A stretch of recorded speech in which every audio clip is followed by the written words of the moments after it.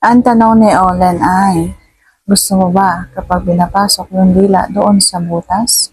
So yan ang ating pag-uusapan for today's video. Interesado ka bang malaman kung ano nakakasagot? Please keep on watching para magayanin. Kung bago ka pa lang sa akin channel, please consider this video and subscribe my channel.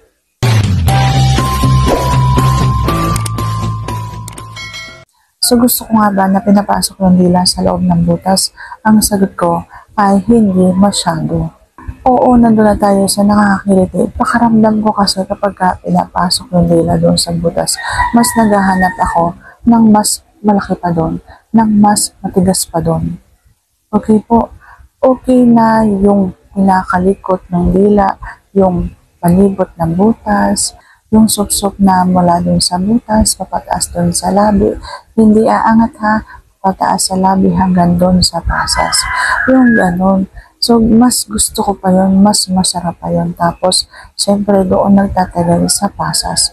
Pero kung halimbawa mo ipapasok doon sa butas, mas maganda pa kung daliri mo na lang yung papasok mo doon sa butas. Kasi ang daliri ay mas matigas kaysa sa dila.